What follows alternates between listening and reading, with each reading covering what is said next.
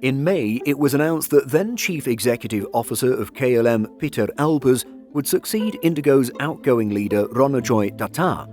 That takeover was scheduled for September 30th, but Dutta ended his tenure early after a mutual agreement with IndiGo. Let's examine this interesting change in airline leadership in today's video. On August 30th, Dutta accepted an enhanced non-compete agreement lasting 2 years instead of the initial 1 year. He also agreed to an accelerated bonus and payment in lieu of stock options.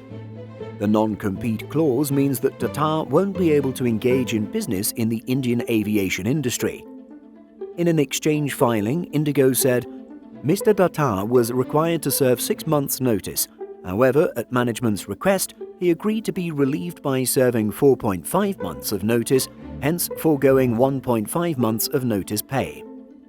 Given the slight schedule change, Elbers travelled to India on August 4th for IndiGo's 16th anniversary celebration. Since then, he's been working alongside Dutta as part of the handover process. Elbers officially assumed his new role with India's largest airline on September 6th, almost 3 weeks early. So what does the former KLM CEO bring to IndiGo? Well, the Dutchman has a bachelor's degree in logistics management and a master's degree in business economics.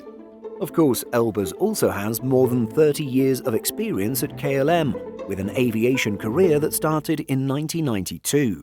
Since then, he's held various managerial positions in the Netherlands, Japan, Italy, and Greece. While at KLM, Elbers turned the Dutch carrier into a financially healthy, vital, and innovative airline of enormous national and international value, mainly due to its extensive network. Given his successful career, the board of IndiGo has high expectations of Elbers, who was headhunted for how he restructured KLM during the pandemic. As the fourth CEO of IndiGo, Elbers will face many challenges. Unstable fuel prices and an inflated Indian rupee continue to pose a consistent threat for the airline, especially in guiding the airline through more significant and quicker expansions into the international market. Despite Elbers' vast amount of experience, the operations of KLM and IndiGo are vastly different. Indeed, the former KLM chief will be moving from a Dutch full-service intercontinental airline to an Indian low-cost carrier.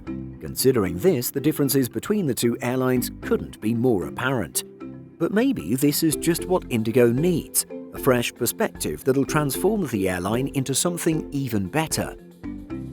Regardless of long-term vision, cost control will also be a more immediate priority area for Elbers. This will include furthering digitization to increase revenue and improving the experiences for passengers and employees. The new CEO also needs to ensure the consolidated losses keep narrowing as the quarterly revenue increases.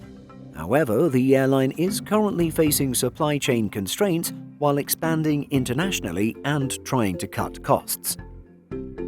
What do you think of KLM's former CEO taking charge of this major Indian low-cost carrier?